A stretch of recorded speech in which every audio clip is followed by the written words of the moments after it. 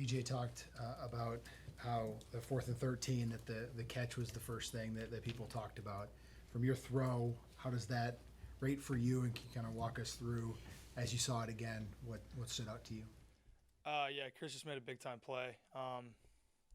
4th and 13, just believable trust from the coaching staff to everybody on the field of confidence in the huddle. Like, all right, we're gonna go put ourselves in a position to tie the game right now, and we're gonna go do it. There was no doubt in that huddle, and again, all I did was just give him a chance to make a play, and Chris made an elite play. The catch first and then dragging his toe, good protection up front, giving me time to get the ball off, and just unbelievable trust all the way down from Coach Fleck, Coach Straka, to the guys that were in the huddle on the sideline there.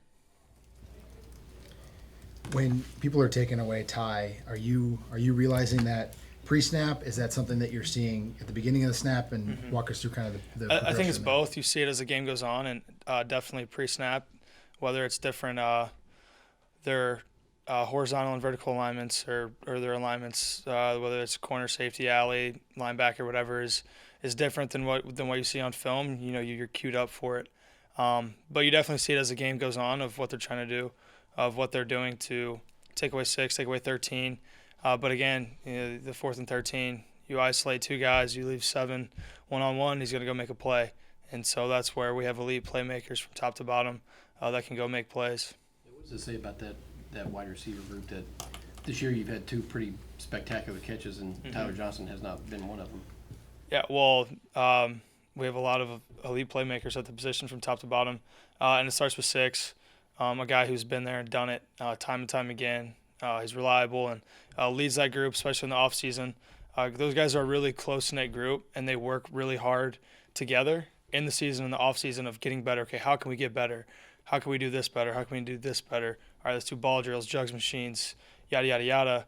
And, if you saw how hard those guys worked in the offseason and how connected they are, you can see it on the field. And the picture that Go Football just tweeted, Rashad and Chris after the game, literally like tackling each other. It's a really close connected group, and it starts from the top with 6. What's Chris Ottman-Bell like? Like, what's his personality? The Crab? Yeah, Chris is Chris. He's a really funny guy, really good guy to be around, has high morals for himself, really likes shoes, hats, really into fashion and things like that. And he's definitely smart with his money too, and how he spends it with that too. But yeah, he's definitely dresses well. That whole room does. Best dressed room in the team, I would say. You call him Crab too? The players call him Crab too? Yeah, we do. PJ gave him that nickname his first year. Yeah, the Crab. Yeah, we do. Chris the Crab, whatever. He's got a lot of nicknames though. Tanner, how has Rashad Bateman gotten better from freshman to sophomore year? I think it started in the weight room this offseason. He got a lot bigger. You can see from the post he made on Twitter this summer of the amount of the muscle and mass that he put on, and that's made him a lot more physical receiver. He's a lot more physical with the ball, physical with his routes. He runs extremely hard routes, and he's extremely confident in himself. He knows he can make all the plays, and his entire game has gotten a lot better, and that's a tribute to how hard he's worked the offseason and how hard he continues to work. Watching that game, you feel like you can't throw it to Bateman enough, and then you have Tyler Johnson and Ottman-Bell, but then you want to establish being a power running team, and you have 2 really good running backs, and a third when Shannon comes back. How do you balance what this offense is going to be, or kind of the identity of what this offense is you want it to be? Right. I think it goes back to, us being a family on offense. Forget about me, I love you. Not being selfish at all, of wanting to do what we need to do to win, whether that's let's run inside zone 25 times a game and gash them, or all right, let's go outside to our playmakers. Whatever it is, we just are going to do whatever it takes to win football games, whatever it takes to move the chains, get touchdowns. And again, it's an extremely selfless group from receivers, running backs, and whatever we have to do to execute, really. And our execution needs to continue to get better. It did from week 1 to week 2, and now we have to take another step in our execution as an offense. So that happens in practice, that happens in the film room, and we got to continue to grind and continue to change our best on a daily basis in that fashion. So you think the game plan or the way you attack could fluctuate from week to week depending on? Well, whatever the defense gives you, whatever's in the game plan, we just have to execute that, and whatever holes they're giving us, whether that's run game, pass game, whatever it is, we have to take full advantage of that because we can. Tanner, what was the first thing that went through your mind when you see Antoine make the pick and the game's over? Here we go again. He did that to me a lot since I've gotten here, a lot in camp. So it was good to see him do it to somebody else. But no, as soon as the ball is floating in the air and you see Tweez break back on the ball, I think everyone on the sideline knew what was going to happen. He's going to make a play.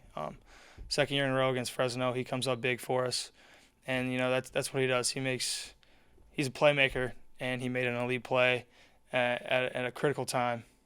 From the quarterback perspective, saying that he's picked you off in practice before, Yeah. what is it like about his instincts or whatever? Yeah. Like, does it really he just comes out of nowhere? And you're It's like, how did he it's know? his football savvy and him being in places that he's not supposed to be based on the coverage look you get, because he can cover so much ground, so much space so quickly, and then make the play. So whether he's covering this deep half, and you're like, okay, I have this guy wide open, I'll put a little air on it, and it's going to be there. He speed turns out of it and goes and makes a play. You're just like, well, you have to be ready for that, and it changes how you have to throw the ball, whether you got to put it more in a line or you just can't go there, because he can cover that much space in that short amount of time. Would he bait you? Huh? Would he bait you or other quarterbacks to Yeah. say, I'm daring you to throw it in this spot, and then, like you said, you can cover that much ground? 100%. Especially in camp, you're going against each other every day. He made me get a lot better at that, of using my eyes, especially if I'm taking a vertical shot, whether it be a pump fake or whatever, because as soon as you look over there, and his instincts are so incredible that he knows what's going to happen before you even trigger to throw the ball. So he's break foot driving to it and then going to make a play. So you have to be able to either drive the ball more instead of put air on it, or really hold him with your eyes. So yeah, Tweez made me get a lot better at using my eyes as a quarterback / camp and spring ball. Where does Tweez come from? Tweez, honestly, I have no idea. That's what they've called him since I got here, little Tweez. I don't know.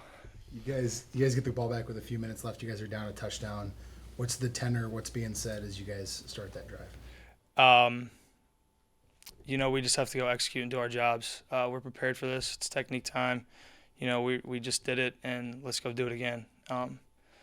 We can't play any games. We just have to go execute and do our job one play at a time. And these are the moments you live for. You play college football to play in big time moments, and why not us? Why not go be able to do that right now? And you don't want to. You want to be in those big time situations and come out on top. So it was elite for us to see that, and elite for us, offensive line wise, to be able to just go in there and dominate and really take care of what we had to do and take care of our jobs. One more for Tanner. First game offensive line, I think most people say it was pretty disappointing. Mhm. You feel like they played a lot better the second game? Yeah, those guys definitely played a lot better.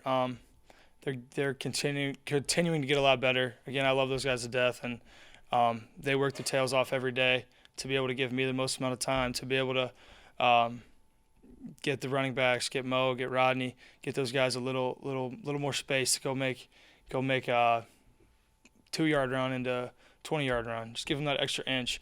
And the thing is, they work with incredible strain, with incredible how up front. They work their tails off every single day. It's not hard. It's not easy to be a 400-pound man and get in a stance and block for 60 minutes like that, for 6 seconds, blocking with everything you got in your entire body, doing it with extreme howl, like everything you have. It's not easy to do that, and we know that. It's not an easy job for them.